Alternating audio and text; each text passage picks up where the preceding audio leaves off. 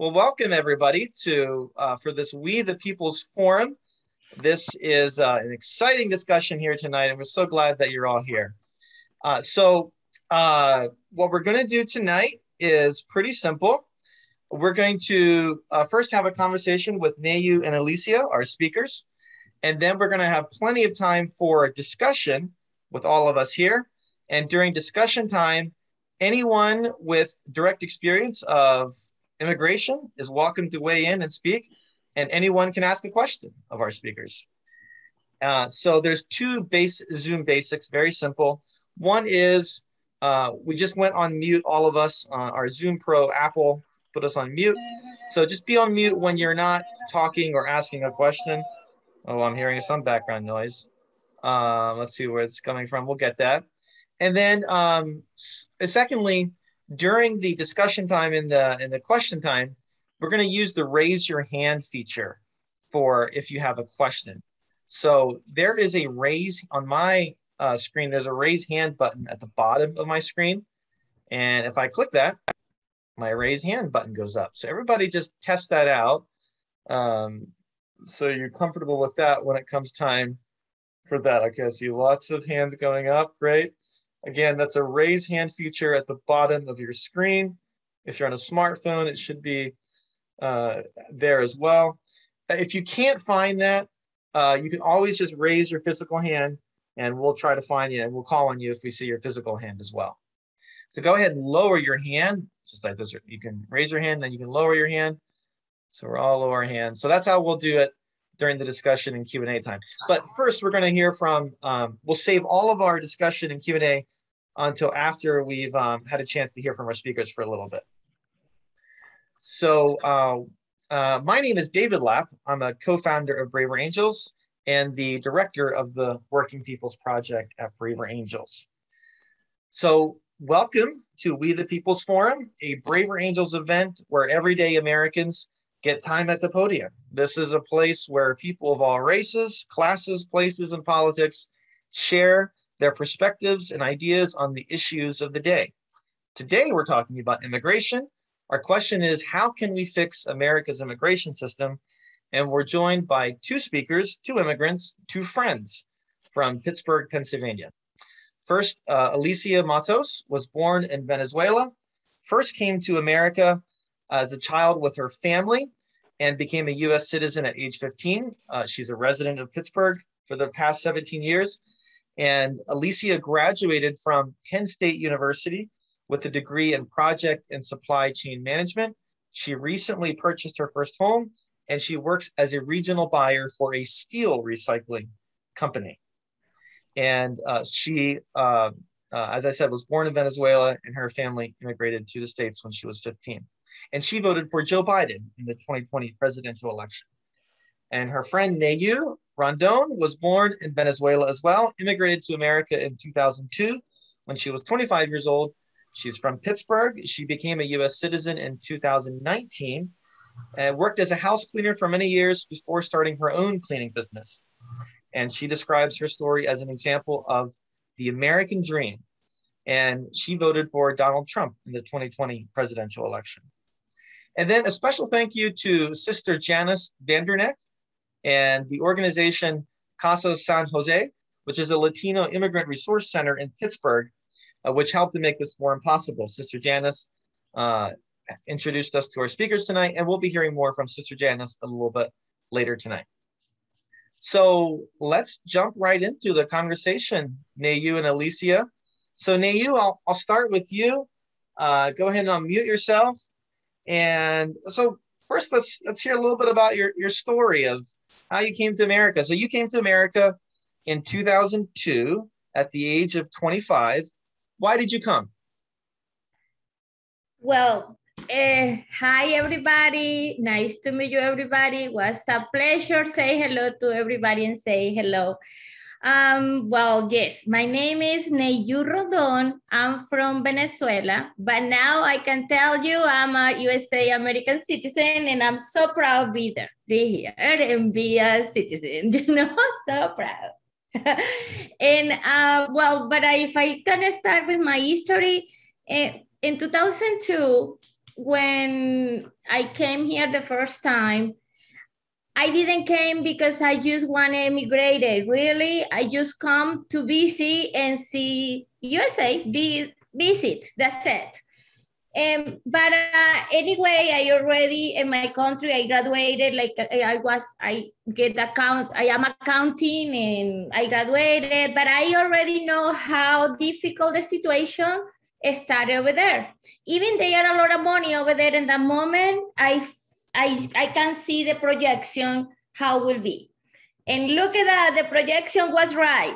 20 years after, right now, Venezuela is really a poor people, it's a miserable, it is bad. And that is just the politic, because of the politic of the country. That's for real that, not because Venezuela is a poor country, no. Venezuela really is a rich country with a lot of oil, a lot of things. But what happened is how they administrated that.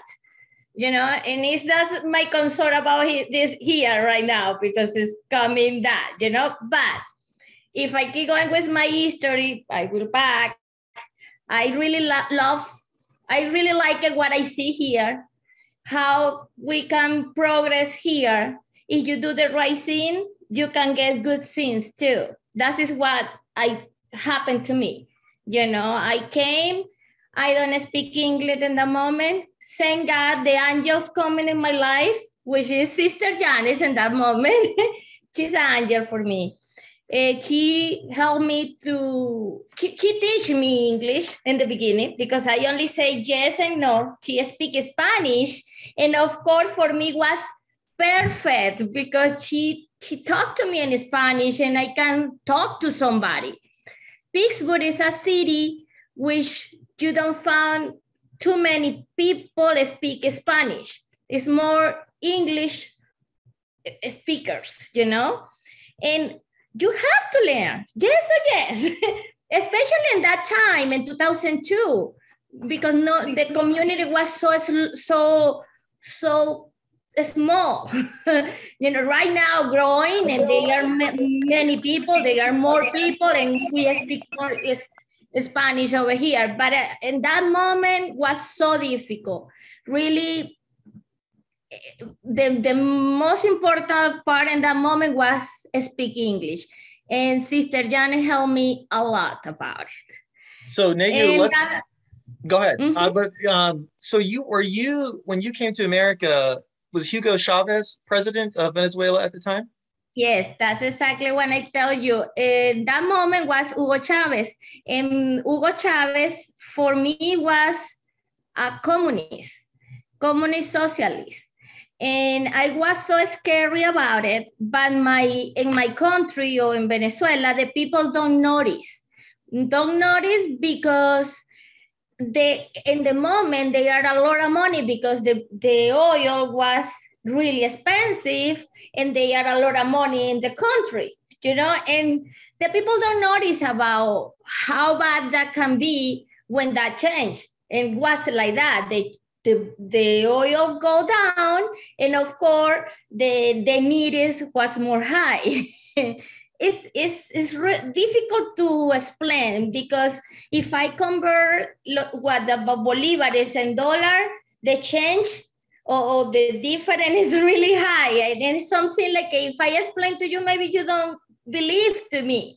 $1 right now is 4 million Bolivares. It's something ridiculous. You know, it's something like it doesn't make sense. And one person over there, maybe a month, get $3. Mm-hmm. How the people can live with $3? You know, it's something, it's difficult to explain, but ask question to me, and I try so then, to answer. When you came over, I mean, so it was daunting, first of all, learning English. Like you said, you knew yes and no. And so learning the language. Where did you find work, and how did you find work? Well, that's so interesting too. My angel, I keep going with my angel. She helped me find a house to clean. Thank God, people, open the door, open the house, and let me to clean the house, and they pay me under the table and pay me in cash. And that is how I can live. But that time we make a week, $200 a week, no more than that. Really poor, really poor. I tell you, that was like one of the hardest periods in my life.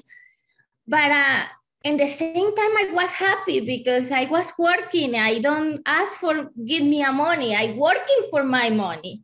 And that's, I feel proud myself too. Even if I am accounting, I came here to clean, but I feel proud I'll do it, you know, because it's working. It's honest work. Because you were trained as an accountant in Venezuela, and then you weren't able to do accounting work, at least initially. So you started cleaning houses. Yes, exactly. That doesn't make me ashamed in anything. If something happened and it's in the moment, that is how it is. And I feel proud anyway. Clean houses doesn't make you less people, you know. No, it's something you do for money, and it's honest money. You know, of course, for immigration, if you suppose you cannot work because you don't have work papers, you know, but that is what I wanted you to understand, or the people understand. Some people come with no paper and no, but they don't try to steal to the other people. We try to work, to make money and work and be a good person in the place we are, you know. So then you you were able to become a U.S. citizen in 2019. So from 2002 to 2019, 17 years. So it was quite a long process to becoming a U.S. citizen. So what was that process like from when you arrived in 2002 to becoming a U.S. citizen in 2019? Well, it's because when you emigrated, well, in my case, I was talking about me. When I emigrated, I don't come the first time I came just for visit, and I have a tourist visa. When in my case, when you come with visa, you fly, you get to the airport, and it's so easy. You know, it's not like another persons have to walk or something cross the border. It's totally different. And I have a visa, and the visa say to you, you have 6 months for be legal in this country. But I have my mom and my sister, they are residents. 6 months after I came, my mom get the residence, and my brothers too. What happened to me, I couldn't get the resident with my mom and my brothers because I already more than 18 years old. That means that is a rule for immigration. I'm a conservative. I want to tell you about that. I agree about so many rules from immigration because I one of the person I feel like we need follow rules, and we need check if the person will be here are good. You know, in that case, I'm conservative, you know, because of course we have to do the right thing to get the final paper or all of that. What I can tell you, we need immigration be a little faster. You know, like, come on, hurry up a little bit.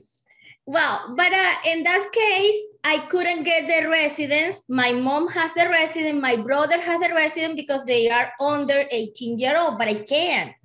What I did is I get the extensions. Extension is when I say to immigration, family reunion. And I stay in USA 6 more months. And immigration approve it. And after 6 months, I have to do again. But every time you do, you have to pay a fee. Was that a renewal of your 6-month extension on your tourist visa? Yes. Okay. And they stay here, not the tourist visa, because the tourist visa is for 5 years. But the I-94, that is another paper they give to you when you get for the fly and the airport, they give to you the I-94. I-94 say to you how many months you can be in USA. They give to me 6 months, but every 6 months, I extended the 6 months, you know, and the immigration approving me all the time. I stay here like in the first 2 years with that extension and extension and extension, you know? And of course, I have my mom is a resident, my brothers are a resident. Maybe immigration thinking it's good idea the family keep it together, maybe. You know, and maybe for that reason they accept it all the time. Mm-hmm. As I, in that moment, in that 2 years, I get my son born in here in USA. Well, Sister Janet helped me with my kid also, you know. The church for me was my second house, you know, San Jacinto, all that, because they help me all the time. And if for that reason, I try to help another ones, because I already was in that situation, you know? And if I keep going with immigration, I can tell you, as soon, like when my son was like 2.5 years or 3 years, I have to back to Venezuela because my visa expired and my passport too. I have to back. When I went to the embassy, get a new visa and a new passport, which is so difficult. And I did it in 3 months. Some see like it's when like the destiny say I have to be in USA, because that doesn't happen often. You know, not to everybody get the visa and passport in 3 months in Venezuela. That is something like it never happened. Mm-hmm. You know, yeah. And that happened to me. And then I want to go to Alicia and ask you, Alicia. But last question for you here, Nayu, was during that 17-year process of you become a U.S. citizen, did you ever worry that you might have to go back to Venezuela permanently? All the time. That's scary, is in our heart all the time. All the time we are scary to 2 things, immigration and IRS. That's the 2 institutions from USA. We are scary all the time. Pay the immigration, yes or yes. Sorry, the IRS, yes or yes.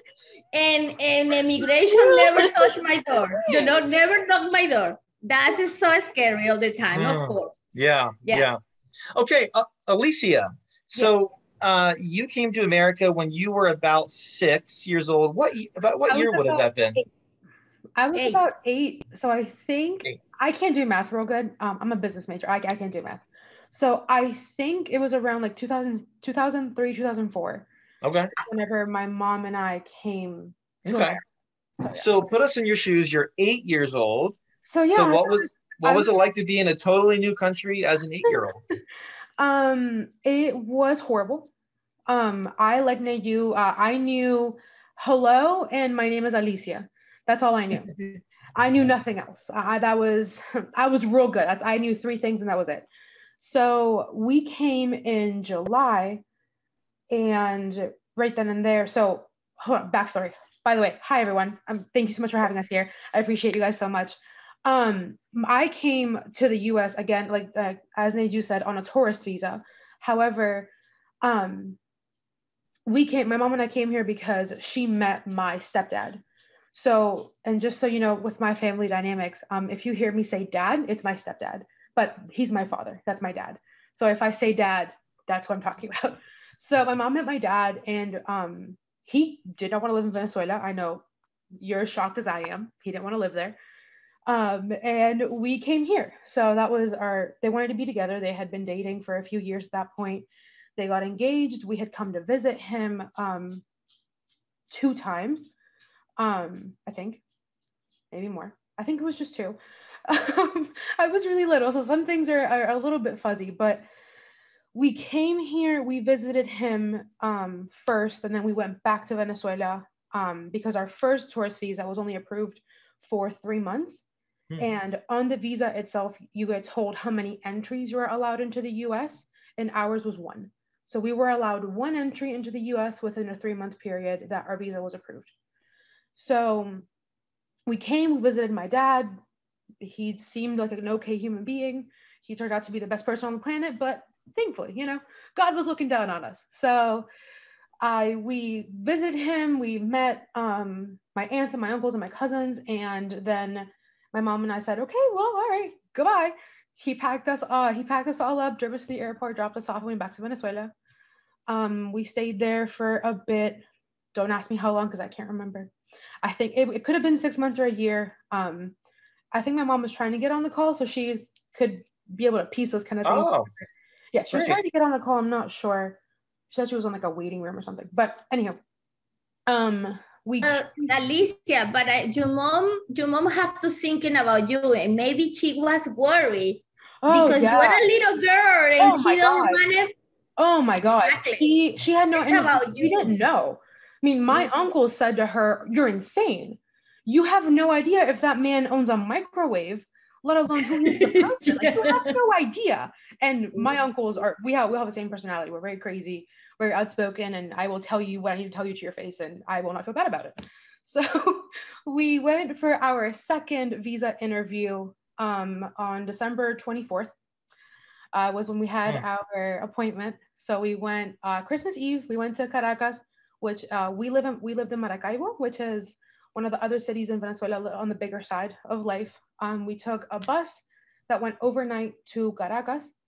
We were on that bus from December 23rd to 24th, like in the morning, and then we went to the embassy.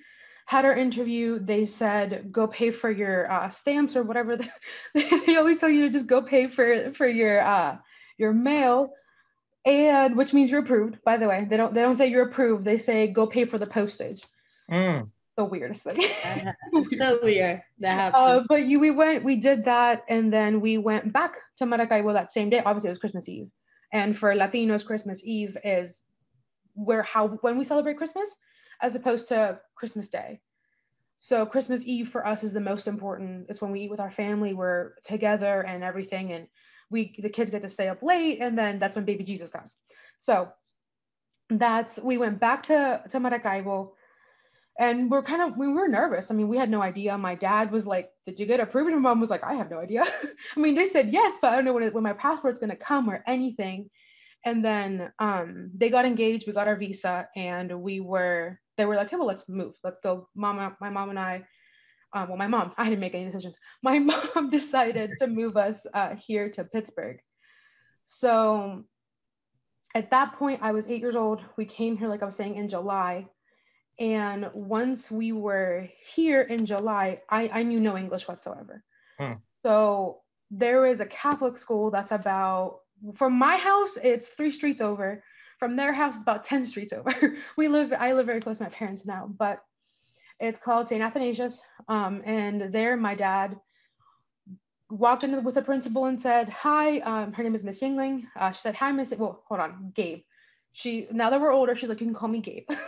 So he walked in and talked to Miss Yingling, and it was a tiny Catholic school, 80 kids all together. And there they accepted me into the school, and they obviously helped my dad pay because we really didn't have a lot of money at that point in time.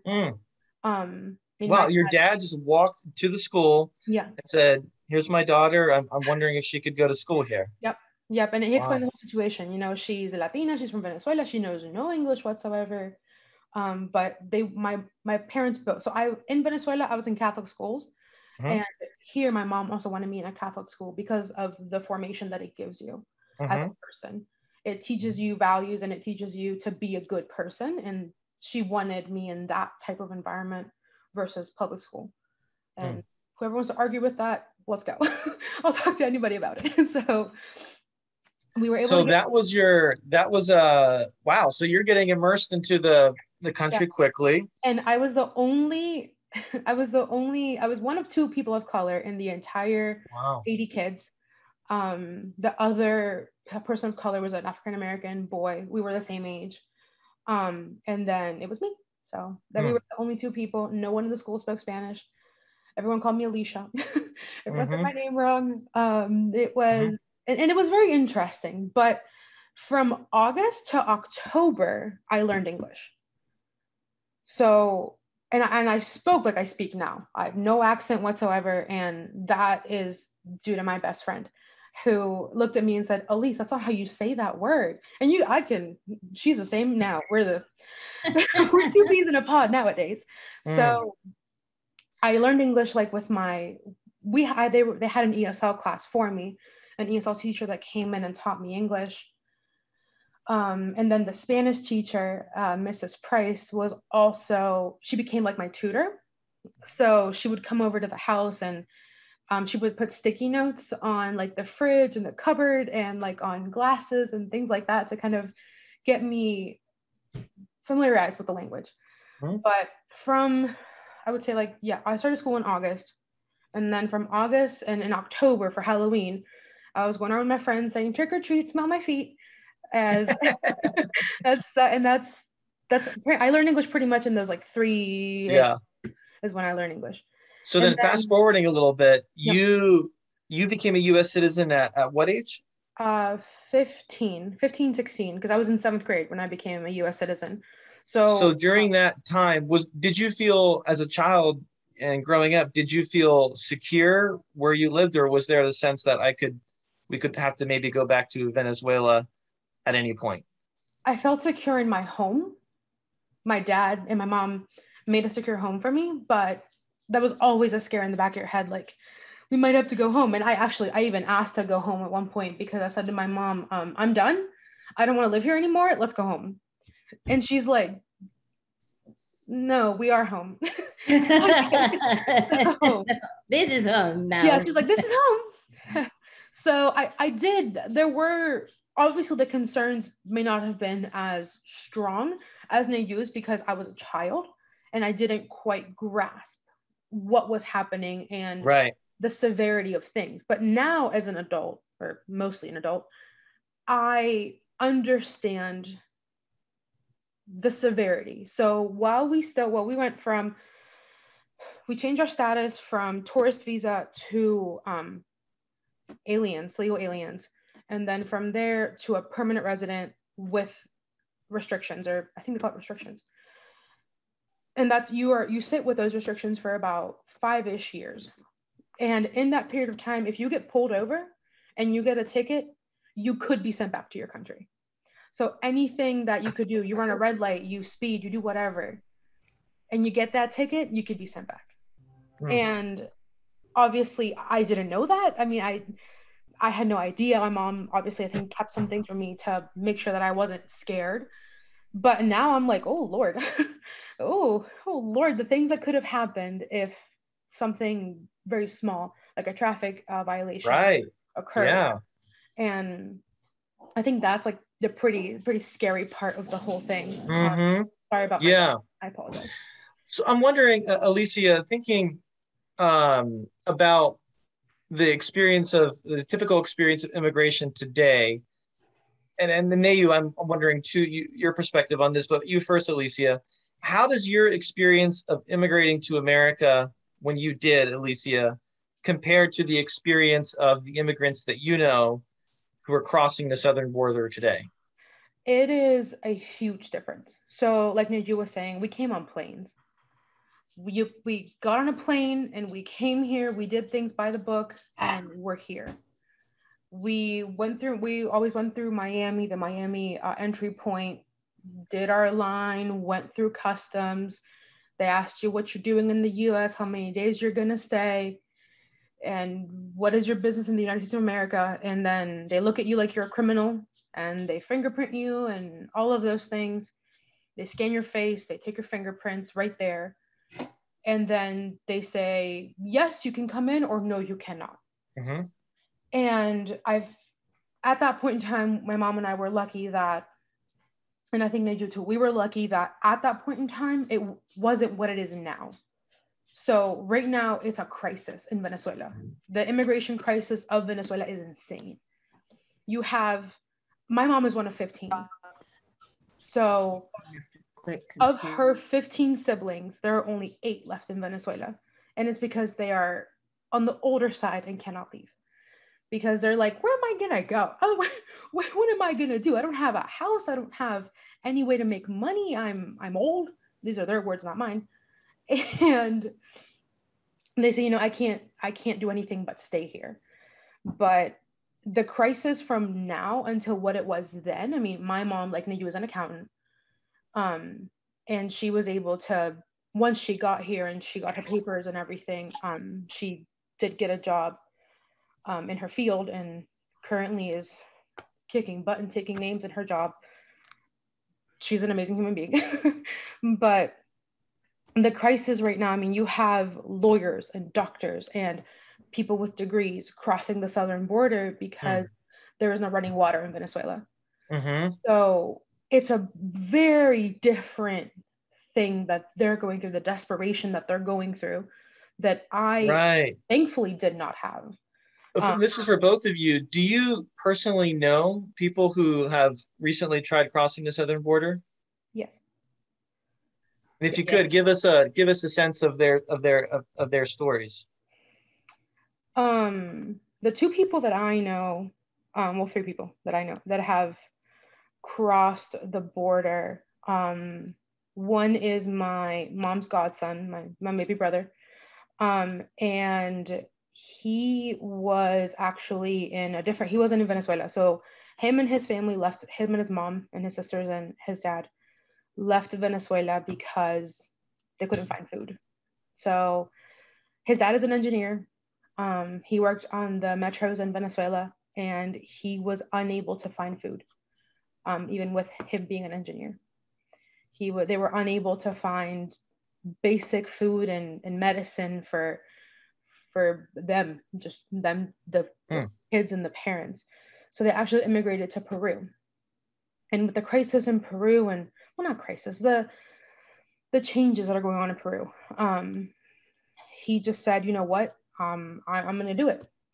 He didn't tell us anything, which that's a whole different conversation, and just kind of crossed the border. He was detained for about a month. We crossed the border into where? Into the U.S. So he went to Peru first, and then he went to Peru, lived in Peru for a couple years.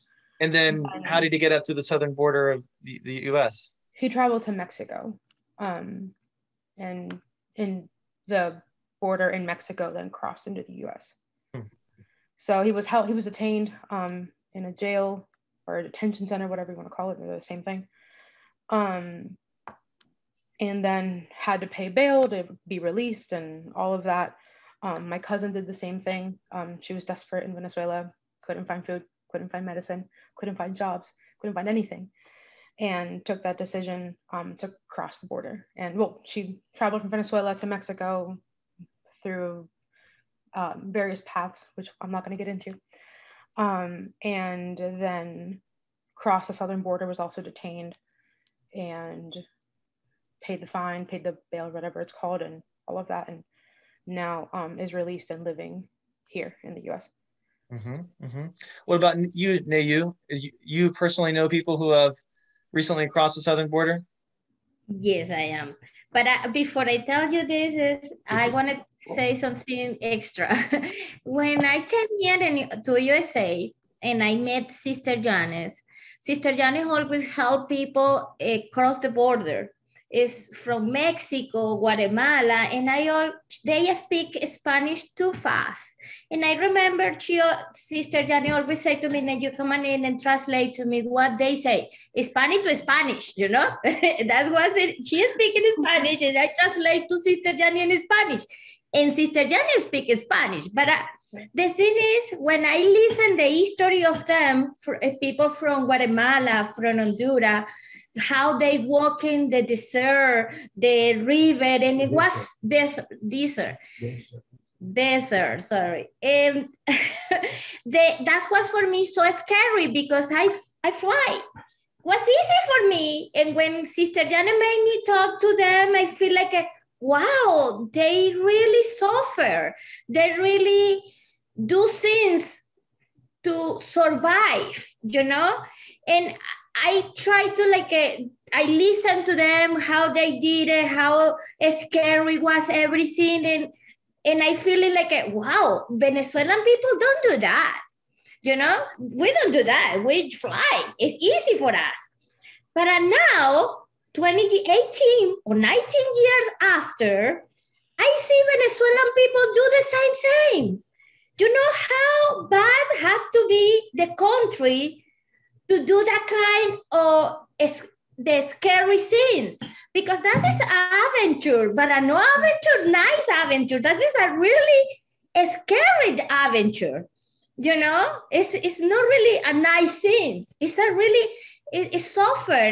They are scary for everything. They are scary for the police, scary for the river, scary for the desert. Desert. Well, you understand me, sorry. And right now, I know many Venezuelan persons, now they fly to Mexico. From Mexico, they have to get the coyotes. The coyotes are human traffickers. Hold on, they're human traffickers. So the coyotes are human traffickers. Let's call a spade a spade. They're human traffickers. Exactly. So. Exactly. And now they do the same thing like a Mexican people does. Honduras, from Guatemala, all of them did that for many years because they have a bad country. Venezuela get the same. And now they passing like that, walking past the river and try to get a better life. You know, and that's mean is you see that that's happened to Venezuela, that will keep going to in the other countries too. Not only Venezuela, Colombia, and Peru, Argentina, if the thing keep going, and everybody want to come here because this is a wealthy country. And that's what the people sometimes don't understand. You know, it's like we have to appreciate the country we are. USA is amazing. Yeah. And some American people don't feel it like that because they don't know how is the third country. Go back, go there and see how difficult is the life over there. And you will see, oh no, USA is good. Maybe it's not the best, okay. But come on, it's good. We have to appreciate what we have. I want to ask you a little bit about the politics of this now. You became a U.S. citizen in 2019. So the first time that you could vote in a presidential election was 2020, and you voted for Donald Trump in the 2020 election. Did you and do you generally support President Trump's immigration policies, and why or why not? Well, I vote for him because I vote for what the politics he have about the economy of the country. Not about immigration, not about how he's good or bad, or he talking nice or not. He's not my brother, it's not my family, and I don't live with him. But I can tell you, he look like he can be a good administrator, you know, and he can be like a good president for the economy part. And the good thing about this country is not a central power, you know, it's separate. The judges is different, the president has a power, but not totally power, you know, and that's mean, for me, right now, we need that in USA. We need to keep going growing. We need production, you know, and for that reason, I did it. So it was for his economic policies that you supported. So you did not necessarily support his immigration policies? Not necessarily, no, in all the things, yeah. So, and Alicia, I want to ask you too about how you see this, but Neyu, so give us your sense of things. If you were in charge of America's immigration system, or if you were a member of Congress and you were thinking about, you know, policies and immigration, so if you were in charge of America's immigration system, what would it look like? Well, one of the things is try the process be more faster. Don't put the people to wait for so long time. Some people wait for 5 years for the final decision, and it's something like make the people like anxious, you know. And we are like, okay, when they will call me, and it's bad. It's bad because the people have a life. The people have kids. The people have go to school, do things. And sometimes when you don't have the papers, you cannot keep going in your life. You cannot keep going with the next step. You know, if you are a student and if you don't have the paper, if you want to go to college, you can because you are in the limbo, something like that. Sometimes happen, you know. I think that is the most important thing. Maybe like be more fast. Maybe take more people faster. Yeah. So many of your fellow conservatives are concerned about immigrants who are trying to get into the country from the southern border. What's your message to your fellow conservatives who are concerned about that? How do you talk to your fellow conservatives about that? Well, we need a country. We need that person are here. We have to get solution about them, no matter what. And that anyway, when we get the solution, we will get the taxes for them because they have to pay taxes. They have to do the right thing, how everybody does, you know. Oh, and I can tell you so many immigration people, like when we immigrated, anyway, we pay taxes because we take the IT number, and with the IT number, we made the taxes every year. Some of them do it, but some of them doesn't because they have the excuse they don't have a social security number, you know. But if we get the solution of that, everybody has to pay taxes in the end of the day, you know, and they will be in the I don't know, in the system. Yeah. Yes. Yeah. Well, what about you, Alicia? If you were in charge of America's immigration system, what would it look like? Lord. So for me, as Neju was saying, it's the same idea. It would be faster. There is no reason why it should take 6 to 7 years to be approved. And things would also not be as expensive. So when you file certain forms, it could be a couple $100, maybe even 1,000 if there's 2 of you. And I think that's asinine. You're asking this of an immigrant, a person that you are well aware cannot legally work in this country. How do you propose that they come up with a couple $100 from doing what exactly? How are they supposed to have this? It shouldn't be free. Obviously, you need to be able to keep everything going, and that's how capitalism works. So yes, it should cost something, but there's no reason for it to cost $500 for one form. And meanwhile, most immigrants, because they're learning English, because they're just coming to this country, after they get their work permits and they have to file more papers, they're not going to have a lavish job. They're not going to work how I work for a corporation in an office with air conditioning. They're going to work at a shoe store. They're going to try to maybe babysit, clean houses, do things that might be seen by, I don't want to say American, but like white people or people that were born here as lower class. But at the end of the day, they're working. Believe me when I tell you, the people. So I work for a steel recycling company, and the people that I see as my laborers work 15 times as hard as I do on a daily basis.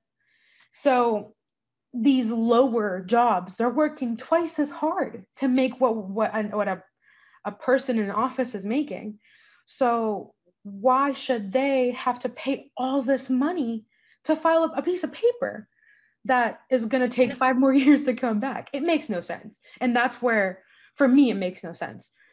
I do believe in, I am very in the middle. So I did vote for Joe Biden, but I'm a very middle of the road person. And that is my beliefs. I'm very just middle of the road.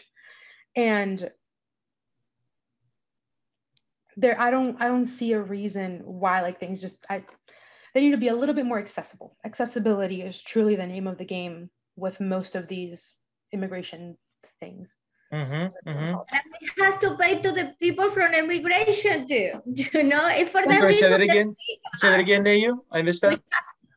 That fee pay the people working in immigration. If we wanted more people working in immigration and be faster, we need pay the fee too. You know, it's something like excuse me, if you wanted something faster, We have to pay for that because anything can be free in this country and anywhere. No, and nothing is free, but budgets exist for a reason. And I am 100% sure that the USCIS is not solely being backed by the fees that people are paying. They have federal budgets that could be mixed around a little bit so that things, as opposed to costing $500, maybe cost $100. But at the end of the day, it's semantics. I'm not in politics for a reason. So yeah, that's my beliefs. But there's so much more that I want to ask you, but I want to get to discussion here. So last question before we open up for discussion. So begin thinking about your questions, and those of you with direct experience of immigration, please feel free to weigh in as well. But so I'm wondering, last question for either of you, I'm wondering about your perspective as an immigrant, as immigrants from Venezuela, where there has been a lot of political division, about the political divisions we see in America today. How do you make sense of the political divisions we see in America today? You can go ahead and do it. Okay. No, you started. And I keep good. So I fully believe that political divisions is what drew the country from which I come to be where it is today. So having these two parties separated and it's us against them and blah, blah, blah, blah, blah. That's what leads to a country becoming less, to a country becoming what Venezuela is today. Maybe it's not gonna, it doesn't happen overnight. But whenever you are able to completely split a room and split a country, that's a problem. Because it doesn't matter at the end of the day, whether I'm a Democrat and you as a Republican, we're still friends. It doesn't matter. It's not like I'm going to sit here and go, oh my God, I could never. No, that is not, that shouldn't be how things occur. It shouldn't be. And that's obviously my own personal beliefs because of what I saw growing up. I saw family members not speaking to each other. One of my aunts wouldn't speak to one of my uncles because they believed in two separate things. At the end of the day, they're screaming at each other and screaming in a very, very loud, very animated, and arms flying and cuss words and all this stuff. For what? What is that going to get you at the end of the day? Nothing. Screaming and yelling and you're a this and you're a that and whatever, that's not going to get you anywhere. So splitting and going on two different sides is never going to get you anywhere. Because at the end of the day, whenever Donald Trump won, I said, oh Lord, let's make sure I saw things that were very similar to Hugo Chavez. But obviously, I said, I hope he succeeds and I hope he does well because he's currently running the boat that I'm in. So if I wish him ill, if I wish him to not do something, to crash and burn, then where do I go? What happens to where I live? Nothing. So it's just going to become nothing. So obviously, I think these political divides and these separations, just at the end of the day, yes, it's your beliefs, and yes, it's something that you're on two different sides on, but you're still both human beings. And everybody, believe me, if I were to cut my finger and cut your finger, everybody's going to bleed red. So we're all people. We're all people at the end of the day, and division is not going to get you anywhere at all. Nayu, do you have anything on that? Yes. When the elections about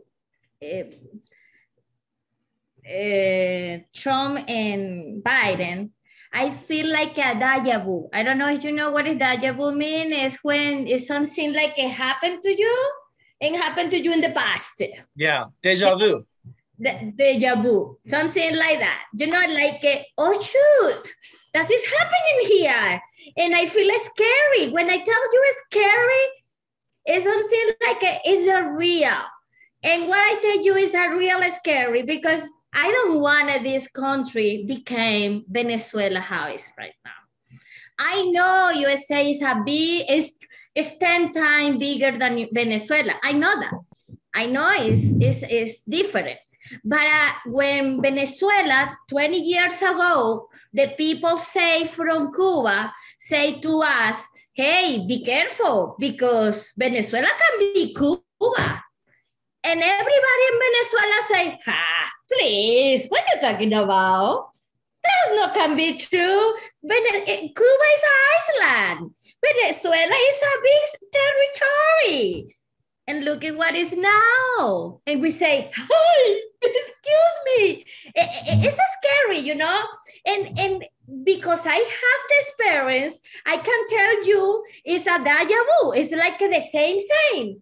You know, it's coming up to here because the socialists, communists, that they are experts in communication. They are experts and say to you, this is the best. This is the best for the country. Everybody is the same. Everybody get the same money and everybody have a house and everybody get money.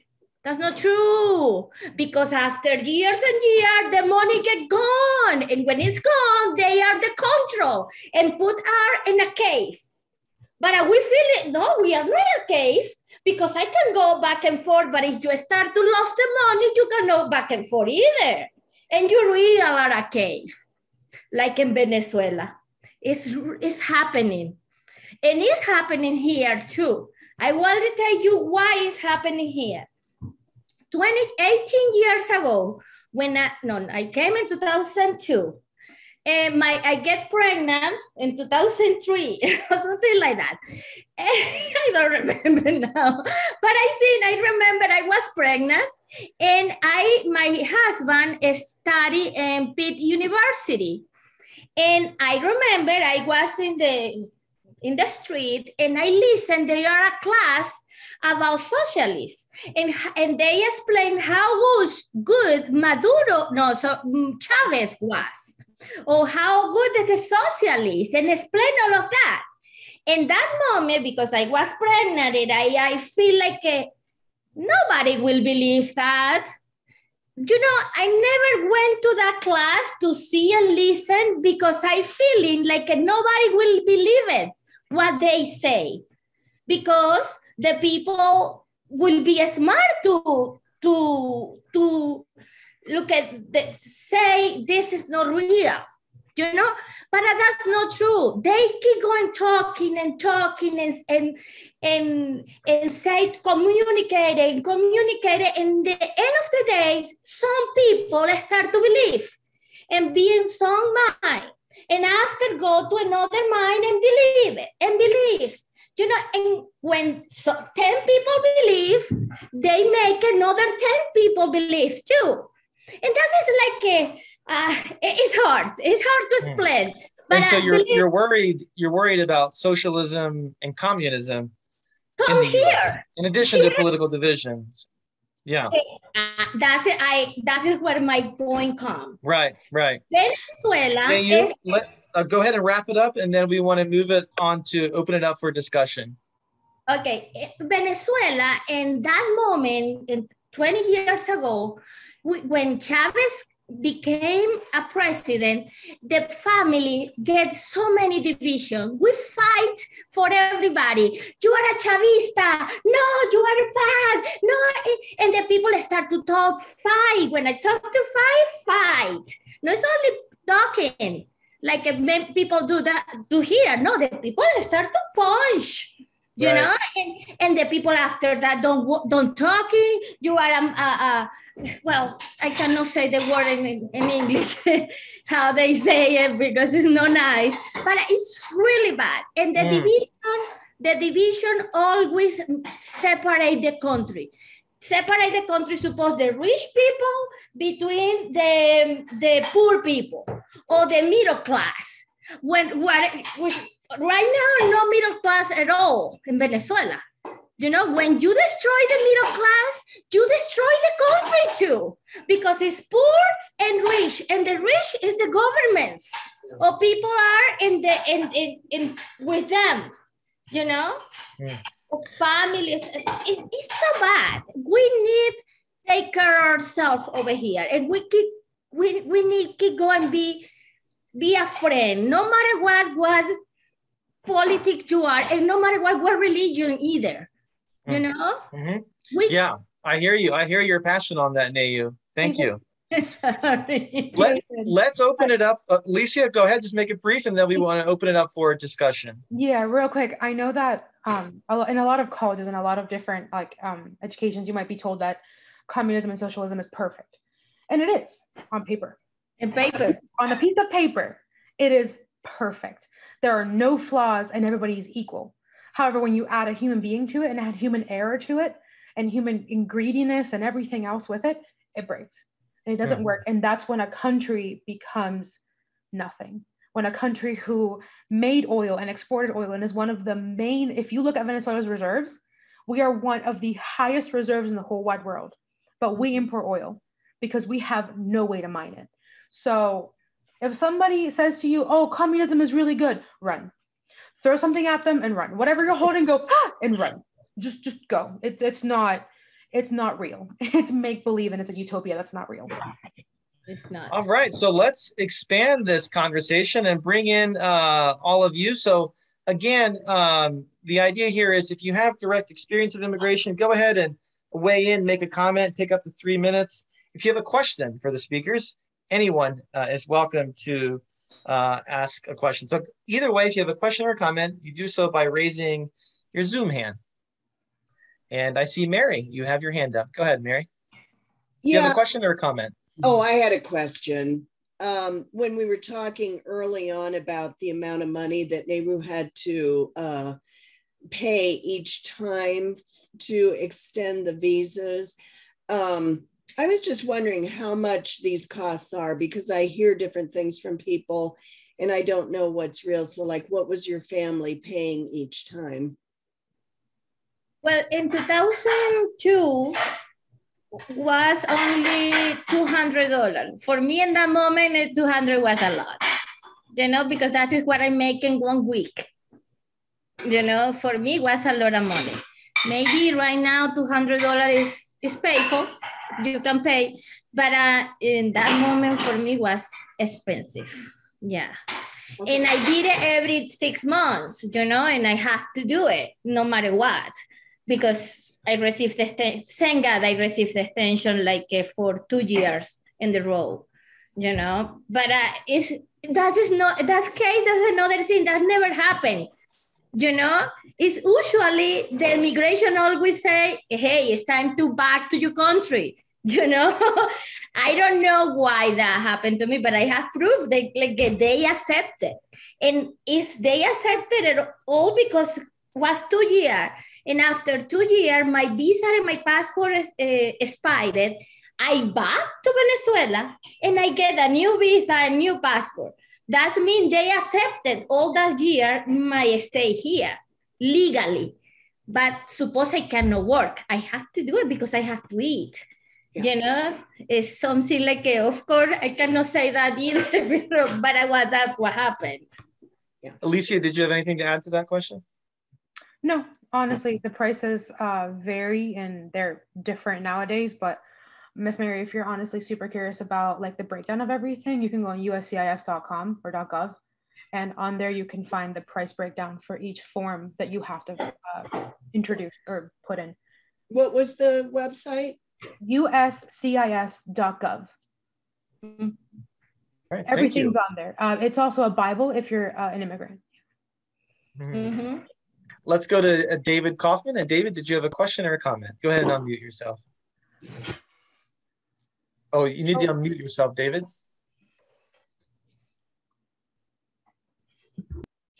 There you go. Okay, it seems that you both went through a let's see, hold on. We're having some trouble to get sorry. here and become citizens of the U.S. How does it make you feel for seeing all the people coming across the border and, for lack of a better term, doing so illegally? Do you want to go first, Neju? Well, you know, I put my foot in the shoes to everybody, usually, you know, and I try to understand everybody suffer for different things. I know I'm agree we have to do the right thing because I did it. But also I can tell you, I came from a well family in Venezuela. And anyway, if I get visa in Venezuela, it's because my family have money. And for that reason, I can have the visa in that moment, you know? When the people pass the border, when they do that, it's for a different reason, for hungry, for suffering, for different reason. And I try to put in them shoes. That's all. And I hope immigration do the right thing in the end of the day. They can help them sometime. And when you get the paper to them, they will pay taxes and pay everything and have to follow the rules of this country. Yes or yes, that is the idea. Always follow the rules. Yeah, for me, I look backwards and look at everyone that came through Ellis Island. My great-grandfather and my grandfather came through Ellis Island. So my stepdad's parents, my stepdad's dad and his grandfather came through Ellis Island. At that point in time, you didn't need a visa. You didn't need any of this. You just needed yourself as a person. And you just told them, I'm a citizen, or I'm a stowaway, I'm a whatever. And they said, okay, come on in. What's your name? They messed up your last name and your name in general. They wrote something else down, and that's who you were in this country. So, and they came here, and everyone from Europe that came here, and well, I'm guessing most of the people on this call probably are of European descent. Our ancestors that came here, they did so out of, as Andrew was saying, out of desperation. Maybe they didn't have work, maybe they didn't have food, maybe they didn't have medicine in their country. That's where my country is the same. So it's the desperation of people, and it's wrong. Of course it's wrong. And of course these people, whenever they come through the border, they go through the background check and they go through all of these things. So it's wrong, but as Neju says, I put myself in their shoes. And even my dad says the exact things. Like, he says to me, at least if I would put myself in these people's shoes, I would do the exact same thing, because I would want to give my child a better life, or I would want to give myself a life in general, better or worse, but they want to always become better. And that's why people come here. Thank you for that question, David. Let's go to Sue Rice. Sue, did you have a question or a comment? And go ahead and unmute. There you go. I had a couple of comments. I teach English as a second language. I'm retired, and I have done this on a volunteer basis. I teach the newbies. Goodness. And this summer, I had the opportunity to teach a class of adults, a conversation class. But a lot of them have said to me, they're really, really concerned about what's going on in the United States. And some of the stories, like one of the ladies said, the way our story ended up, it started out the same way as what's happening here with the socialism creeping in and the communist agenda that's being fulfilled in this country. And she said it ended with the police coming to my mom and dad's door and demanding the keys, and they gave them 20 minutes to grab what they could take, and they handed the keys over to another family. So, when we talk about all these people coming illegally over the border, I personally have a real heart for people in that position. However, I think that we have to remain a nation of laws, and we have processes in place to bring people into the country legally. And it doesn't seem fair to me in any way, shape, or form that these people can just walk across the border, when I have known personally people from a group at Kent State University we participated with, International Friends. They're here as scholars. And they waited years to have that opportunity. And I don't understand why we let people come across the border. We don't even know who they are. They're the sex traffickers, the crime, the gangs, we don't know which ones are those people. And I just see this nation. I'm reading a book that I would recommend to all of you. Can you see it? Yes. It's called Hope of Nations. It's written by John S. Dickerson, who's an investigative reporter. He's pretty well known. And he's also a seminary trained pastor. And this book is pretty well researched.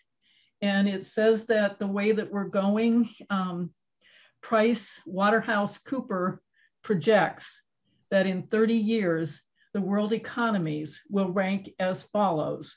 Number 1, China. Number 2, India. Number 3, United States. And number 4, Indonesia. So it costs approximately $80,000 to resettle a refugee. So even if people think the United States is a wealthy nation, that money runs out. And we darn well better become better stewards of it. Okay. Thank you. Thank you for sharing your perspective, Sue. And I want to go to Sister Janice. You're next with your hand up. And then I also want to particularly welcome anyone else with, our previous speaker just spoke from direct experience as an ESL teacher. I want to welcome anyone. I'm going to particularly go to anyone else with direct experience of immigration to weigh in as well. But go ahead, Sister Janice. Yes, thank you. Yes, I do have, as Nay, you and Alicia both said, I have direct experience with immigrants. I am not an immigrant, but I've been working with Latino, specifically Latino, that includes those who speak Portuguese, those who speak Spanish, and those who speak Portuguese. I've been working with them since 2003, so that's about 18 or 19 years. And one of the things that I want to clarify for everyone is the persons that we see going to the border now, those persons are not crossing without inspection by an immigration official. That kind of crossing has diminished quite a bit. And that happened mostly with Mexicans in the past. I'm not going to tell you it's completely done away with, but what is happening now is those persons that are coming are presenting themselves, if they are given permission to cross over on the bridge, then they present themselves to the immigration official at the port of entry, and they say they would like to have a chance to petition for asylum in this country. They tell their story, and that official determines whether they have what is called credible fear. If they have a credible fear of returning to their home country, they are eligible to come in and apply for asylum. They are not given any kind of status whatsoever, but they are permitted to come in. They're given a hearing date, and that starts their process for their asylum procedure. As Alicia and Nay, you both intimated, the process is very backed up now. Takes a long time, number of years. And if at the end of that process, the government determines them eligible, then they will get a work authorization. If the government determines they did not prove that they are at risk for not returning to their own country, they will be deported. So the persons who are crossing the southern border these days are not those who crossed without inspection and came with no papers at all. These folks have a paper that says they're permitted to pursue an asylum claim. But like that, if they drive without a license, if they drive drunk, if they, I don't know, what are some other things that you could do, they will be sent back with, and their hearing application will be canceled. Okay, thank you for sharing your experience, Sister Janice. I want to go to, Sungjae, you have your hand up. I want to go to someone with experience who wants to weigh in and make a comment. Is that you, Sungjae? Oh yeah, I just want to make like quick comment. I completely agree with Neju and Alicia when they say they would make things like process faster if they work at the immigration department. Because I also immigrate to the United States. And for me, it took like, I was young at the time, so my parents were the one who was taking care of like the citizenship or the green card things. But it took me like 6 to 7 years for us to get a green card, and another 3 to 4 years to be a citizen. So so like if I was asked the same question, I'd also answer the same thing, like because it was pretty slow. So my parents were always concerned like when they would get the citizens, because they haven't like gotten any updates for like years. So sometimes we had to call the department, like security, the immigrations, what is it called? Immigration. The USCIS. Yes. So I had to call them like a couple times in like a few months, like to get an update. So yeah. And it's always up to us kids to call them, isn't it? Yeah, and it took like, sometimes it took like an hour for me to get hold of like an agent from there. So yeah, I'll like definitely hire more people and make things faster. And where did you immigrate from? Korea. Great. Thank you for sharing your experience. No problem. Anyone else with their hand raised who wants to weigh in? You have direct experience of immigration and you want to say something. I see Ashesh, you have your hand up. Yes, go for it. Oh, go ahead and unmute yourself, Ashesh. Unmute. There you go. Yeah, so there's another kind of immigration where a lot of very highly qualified people, especially in the IT sector, they come in, and they come in legally on a what is called an H-1B visa, right? Where the company sponsors them, and they work, and because they're specialized or highly qualified, the company goes and sponsors them for a permanent residency. Well, that takes anywhere, depending on which country you're coming from, anywhere from 7 to 10 years. And during this time, basically these people who are working legally for these companies essentially get exploited. They can't find jobs elsewhere unless another company is willing to sponsor them, in which case they have to start the visa process again. And it's ridiculous. In the meantime, they can legally buy property, but who's going to buy a house or something, even a small house, knowing that they might have to go back? So the immigration system the whole system is really broken. And hiring more people may solve one part of the problem, but my suspicion is that the system that they're working with needs to be just outsourced to a high-tech company and be modernized. I mean, that's just my comment. Thank you. Thank you. Thank you.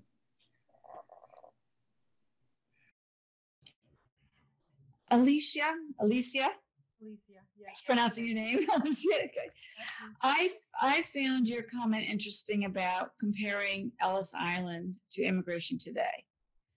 And I really, truly believe, I've worked with many, many immigrants. I'm also a teacher. And I believe strongly that they would not be coming here illegally if they could come here legally. They're coming here because they need to have a better life for their children. They're escaping violence and poverty.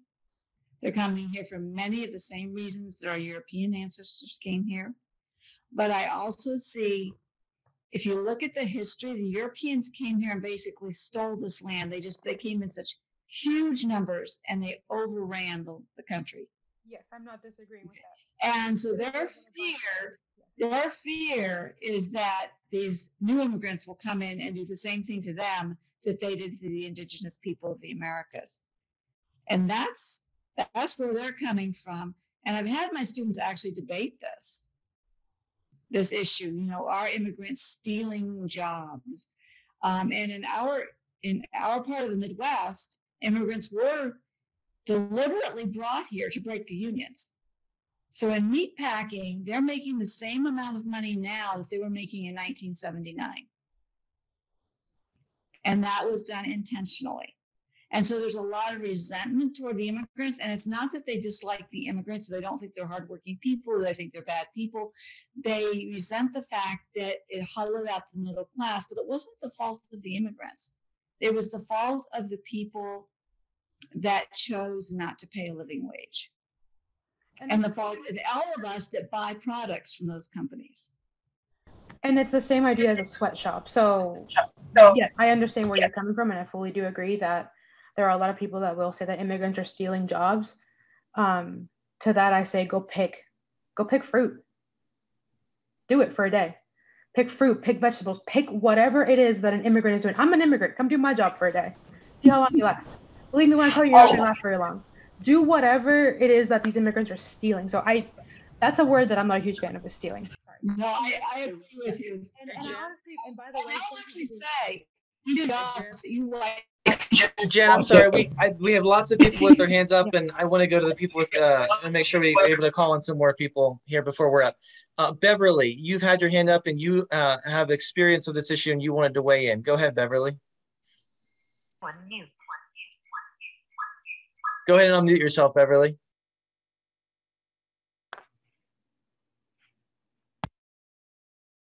All right. While you're figuring out the unmute button, I'm going to go to, I believe, Jennifer Powell. I know that you had your hand up. Did you have a question, Jennifer Powell? I did, but I took it down because you were focused on people that have direct experience. Right. So I'll yield my questions to others. Okay, great. I see that Alex L., you said you have experience on this. Beverly, you're on mute now. Go ahead, Beverly. Yes. I'm a Department of Justice accredited representative, and I represent people in immigration court, mostly asylum seekers, and because I don't speak Spanish, it's mostly people from Africa. These are people that are fleeing serious persecution and fear of bodily harm in their home countries. The primary countries I work with are Cameroon and Uganda and Ghana. When they come to this country, they come through Central America, as described earlier.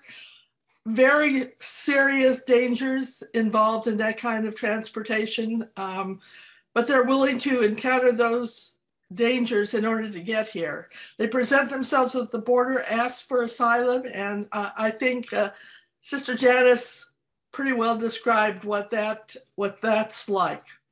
Once they get here, often they're detained, waiting their court appearances.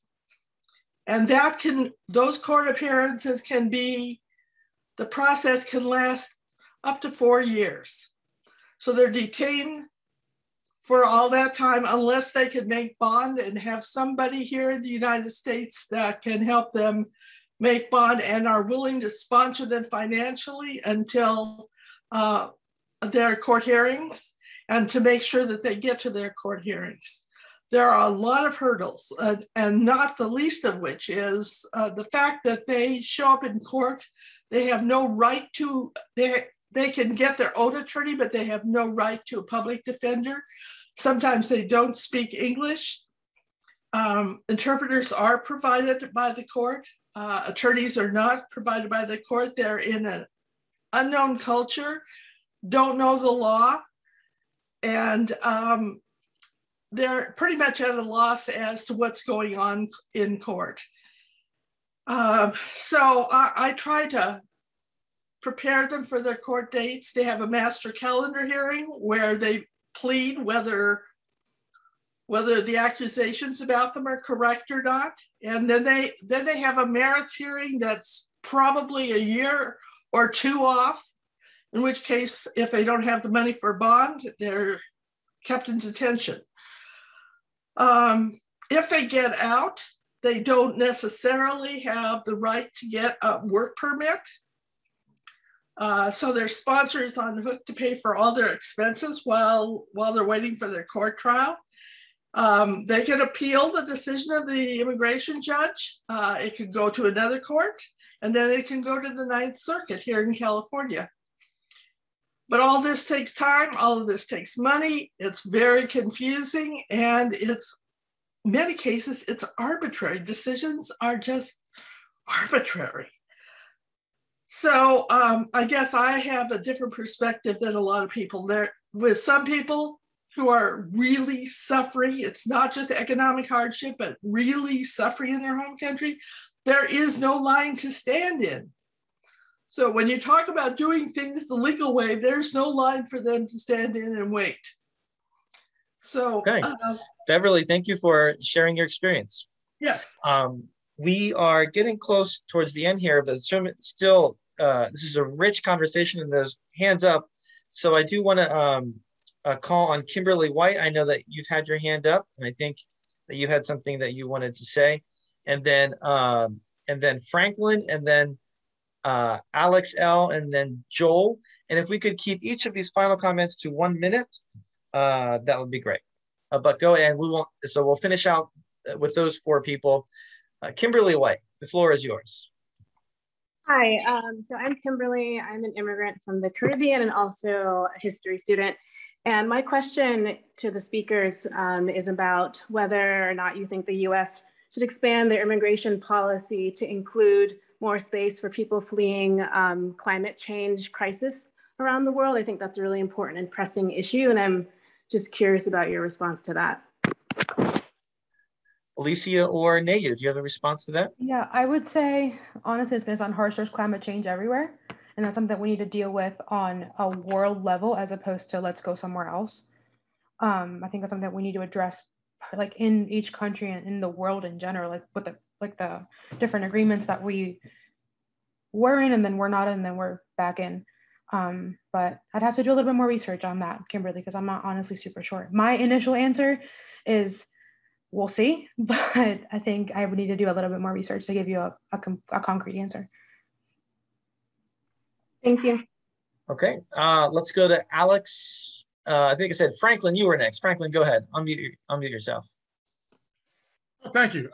Well, I work with a church, work for a church that has a food bank. And so we serve a lot of immigrants of various different statuses. And we've noticed something interesting. Actually, last year we had several of our volunteers become citizens. Of course, it was COVID, so we didn't get a chance to go to the ceremonies. But what we've noticed, which is kind of interesting, is that among some of these, of our immigrant brothers and sisters who have achieved citizenship, there is some angst that they feel towards people that they feel are able to do it in a different way and easier. And now, granted, the question would be, but did they get here easier? But it's just interesting to see, even within the community, that there is this difference of opinion into how things should be done, which way is the right way to do things. Now, of course, with us, we don't ask. Our job is to serve food, and so we don't care. But to just sit down, I do sit down and as much as I can and have conversations, and it's just really interesting to hear the different conversations. And I will say this too, for me personally, and this is just a personal belief that I have in terms of immigration. Right now, I personally believe that we have friends overseas in Afghanistan that put their lives on the line to help us out. We made promises to them. So to me, from an immigration standpoint, and I don't believe in letting people jump the line, but I think those need to be the first people that we are allowing to go through whatever process they need to go through for us to get them here, because we made promises to them and they put their lives in danger for us. Thank you, Franklin. I want to go to Alex L, and then Joel, you'll get the last word. Alex L. Hi there, y'all. I am a Japanese American immigrant to the United States, and I've been here for over 20 years now. My parents have multiple advanced degrees, and so do I. I am a Joe Biden voter, and I mostly lean towards a Democratic platform. We came here legally via the green card visa, and then we have our citizenship, and we've had it for over a decade now. And I'm actually against illegal immigration, and I'm very pro Second Amendment. However, and I know I need to keep this short, so I'll focus on the however, which is one, as a person and as a Christian, I feel like I need to understand what people are escaping from. There are a lot of cartel videos coming out and they're extremely graphic and violent, and I won't go into details, but if that is at your front door, I have to imagine that people are in absolute terrific fear of their lives, and that's what they're escaping. So if that were at my front door, you bet your ass I'm out of here. So, and I don't know what to do in that situation either. And I have to understand that a lot of this violence has historical context to it, in which the countries themselves in the past, 50s, 60s, 70s, have tried to erect democratic platforms for their own countries. And then the American CIA and the government and the military came in and helped the rebels and guerrillas, militaries overthrow those democratic platforms, which resulted in a lot of the current messes we see today. So I think those contexts are important. And secondly, about illegal immigrants taking jobs, well, we have to think about who's giving them the jobs. These are business owners of all stripes and shapes, Democratic, Republican, Libertarian, etc., who are employing these illegal immigrants. For example, Tyson Foods, which you will see at the supermarket, who own a lot of meat products. They employ a lot of illegal immigrants. So while I'm against them taking jobs that could be going to citizens, I also have to acknowledge that the people in power who own these companies they're the ones who are employing them and leaving you and the citizens out of a job. Thank you for your time. I yield that time. Thank you, Alexiel. I thank you for sharing your perspective. And then Joel, you get the last word. This is going to piggyback on Beverly's comments about the system broken. We, in 1918, the church where I'm a member took in a woman from Honduras into sanctuary. She'd been in the country for several years. She was married, had a 2-year-old, and there was a decision made that the reason for her applying for sanctuary was no longer valid. It had to do with domestic abuse, and the decision was made that this is no longer a valid reason. So all of a sudden, she became subject to deportation. And it was at that point that she was taken in for sanctuary, where she remained for over 2.5 years, never leaving the church. And now, with the new administration this past year, the decision was made that maybe her reason for asylum seeking was legitimate. And so she was able to go out and not be in fear of deportation. So the amount of time that she was here, how long it was taking, the way the decisions were made, to me, are an example of a broken system. Thank you, Joel. We want to hear from our 2 speakers before we go here. And before we do, I want to invite Sister Janice to say a little bit more about Casa San Jose. And so we're going a little bit longer than usual because the conversation was just so rich, and there was so many of you with just so much to add to this conversation. And even there was some of you we didn't get a chance to call on. Do want to say Apple, our Zoom Pro, has been sharing in the chat, and Apple, go ahead and share again, feedback form for tonight. Please copy and paste that link and fill it out after we're done here so we can get your feedback on not only this event, but also ideas for future We the People's forums. So please do. Apple will be copying that into the chat just momentarily. Sister Janice, tell us a little bit more about Casa San Jose. David, thank you. I'll be real quick. Thank you. David put the website in the chat. So if you would want to go to our website, I am a sister of St. Joseph. And so it is my faith that entirely motivates me to do all that I do regarding immigrants. I was a missionary in the Amazon in Brazil, so that planted in my heart the love of immigrants and desire to do something to welcome them to our country. Our work is based on the scripture reference. You are to welcome the alien in your midst because you yourselves were welcomed into a strange land when you were wandering and in exile. And we've been very blessed. We've received all the resources we need all through these years, including in coronavirus, to be able to accompany these two gals are my friends, but I did accompany them when they were in need. And most of the folks we work with are low income, monolingual, they haven't learned English yet. And we are able to reach out with basic needs, orientation, accompaniment, and simply giving a welcome and a smiling face. Thank you. All right, thank you, Sister Janice, and we're grateful that through you we were able to meet our two speakers tonight. And then, so this event here is brought to you by Braver Angels, and this is We the People's Forum, sponsored by Braver Angels. Annette Ritter, you're here, and you're a member of Braver Angels, and you're part of the We the People's Forum leadership team. Tell us about why you became a Braver Angels member and why you would encourage others to do so. Well, I was first introduced to Braver Angels through a college debate. I'm a student at Allegheny College of Maryland and also with Frostburg University in Maryland.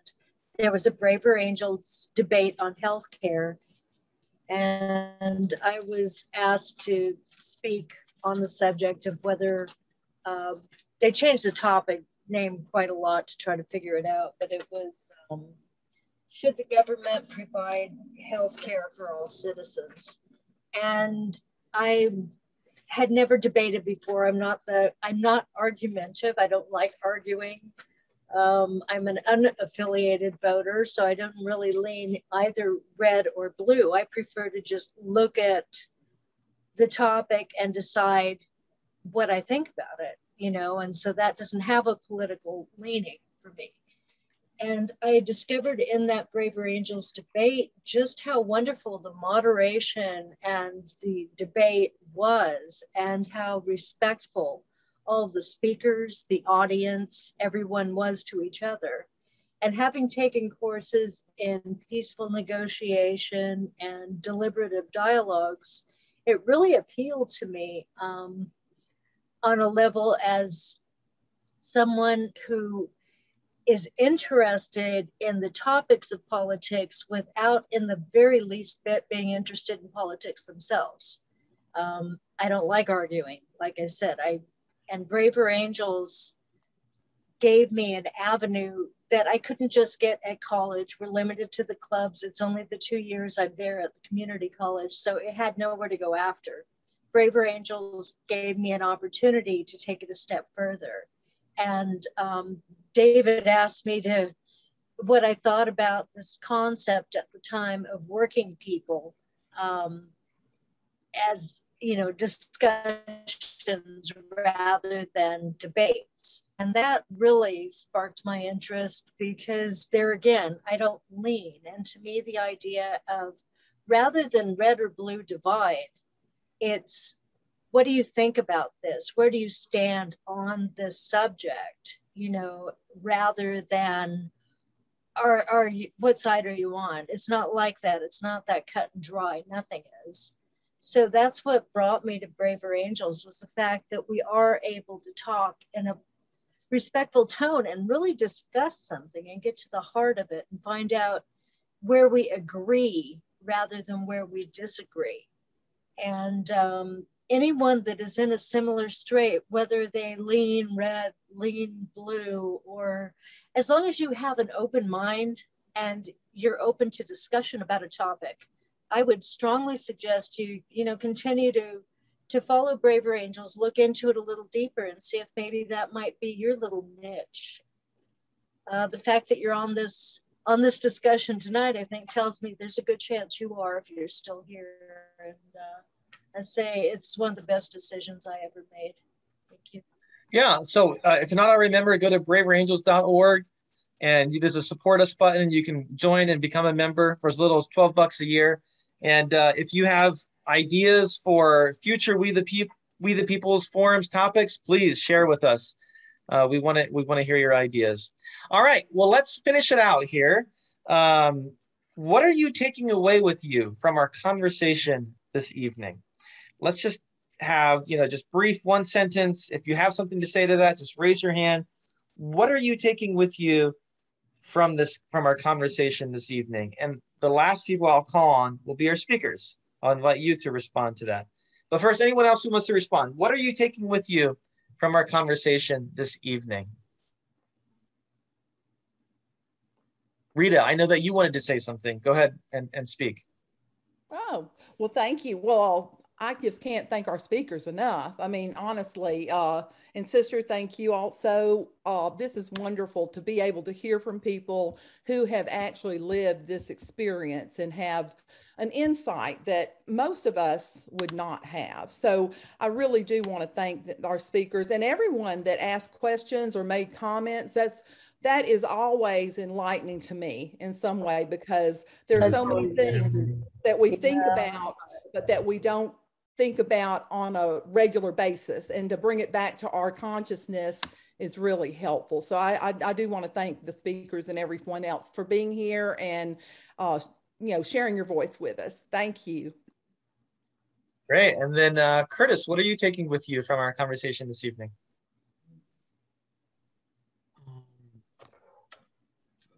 I thought this was very enlightening, and I thank you to both the speakers and everyone else who talked for it's very informative and discussing on the issue. I don't really know much about immigration visas or anything like that. But I now know it is very, very complicated, and I would not want to go through that. I wouldn't wish that on my worst enemy. And just thank you for finding a good way to spend my night. Thank you. Jean, go ahead and unmute yourself. What are you taking away with you from our conversation tonight? Jean, we can't hear you, but go ahead and unmute yourself. While you do that, I'm going to call on Mike. There you go, Jean, go for it. Find the right button. I echo pretty much what people have said, because it was enlightening, and I particularly like the insight from the judge telling us of the process and emphasizing again that they often end up not speaking the language and not provided any lawyer, and it just seems like we put them through, put them through hell to try to get them, and some of them don't make it. So I have two daughters, both of whom are very involved in working with immigration, with one with asylum seekers, another with finding homes in the Chicago area. So it's a subject close to my heart. So. Thank you, Jean. Mike, what are you taking with you from this conversation this evening? I was just really happy to hear that so many people are considering the context of the situation in Central and South America. And that I think that is a really important part of facing this issue. And it's nice to hear that so many people are making that consideration, because it is a very complicated relationship we have. And it does have a long historical significance there. So it's great that people are paying attention to that. I was really happy to hear that. And let's go to our two speakers. You get the last word. Neyu, go ahead and unmute yourself. What are you taking with you from this conversation tonight? I want to say thank you, everybody, for listening to me, for listening my experience, for be here for this long time.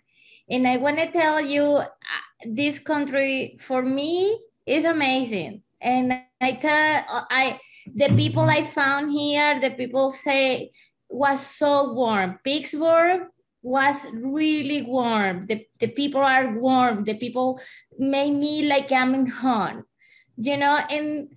and because my son Gressel, I travel a lot in the country, and I went to Iowa, I went to Nebraska, I went to Las Vegas, and always I found people and good people try to put me like I'm in home, and that is something I feel like emigrate is so difficult, but when you found a good people, everything may start to be easy. If for that reason, I wanted you to know is better be together. You know, no matter what culture you are, we are the same. I tell you, we like the same thing. In Venezuela, example, the men like to drink. Here too. Here the people drink, the men drink, and they like it parties. In Venezuela, the people are so loud. And here they are loud people too. It's something like we thinking we are different because one is from Venezuela and another one is from USA. It's not true. We eat the same. I can eat the same you eat. And if I show you what I made, for sure you will like it too. You know, the thing is, come on, try it. Try another culture. When you found people, try to talk. Try to check it out. Who is the person is. If he's good, come on in. If not, okay, get out of here. You know, it's something and I want to say, everybody, thank you for listening to me. I appreciated this country. You don't know how I love it. I love it, USA, because that is the country of my son. Yes, and it is. I have to love. You know, it's my son country. My son here get the American dream, and if he have it, I have my American dream too. My proposal is that our next We the People's Forum is dinner at your house. All right. Next week, We the People's Forum, dinner at your house. Arepas to everybody. Everybody book your plane tickets. Pittsburgh Airport, we're coming. Alicia, what are you taking with you from our conversation this evening? Honestly, it's cementing, like Neju is saying, my love for living in this country and everything this country has given me. And it's even giving me the opportunity to talk to people that might not believe the same things I believe in. And it's, for lack of a term, cool to be able to have this conversation in a very open manner. And no one's sworn, no one's swearing, no one's throwing things, no one's not going to talk to nobody tomorrow. It's very different than what Venezuela is like. And truly and honestly, this country has been the best thing that's ever happened to me. It's allowed me to, I went to college and I have my degree and I have a home. I'm 26 years old and I have a home that's all mine. And it's really allowed me to be the person that I am today. And obviously that comes from, yes, this country, but also from my mother, from the people that were in my life as a child and everything along those lines. But truly, it's just, I'm taking away unity and love, even if it sounds like we might be yelling at each other or whatever. You know, I think that's truly one of like the most wonderful things that I like about this country is that you're able to talk and you're able to, and nothing bad's going to happen to you if you go against what another person is saying. Neyu, I can't not call on you. So go ahead, you get the last word. Okay, another thing, emigrating is so difficult. Believe me, it's so the most difficult thing you can. It's difficult in everything because it's difficult for the economy, it's difficult for the language, it's difficult for the culture, it's difficult for everything. But in the same time, it's grateful too, because in this point I can get the best for the both worlds. You know, I can get the best from Venezuela and I can get the best from here. And I mix it up, you know, and it's something like, well, I passed through for that and it's not easy, but was worth it. And that is the opportunity so many immigration people can have. And for sure they are a good people outside. Couldn't talking right now, but in the future they will talk and they will say how they did, you know, and for sure will be good. I have my faith in this country on that hopeful note, we will say good night. Thank you, Neyu and Alicia. Thank you, everyone. We look forward to seeing you next time at We the People's Forum. Good night, everyone. Thank you. Good night. Thank you, everyone. Good night, everybody. Everyone, thanks for being here.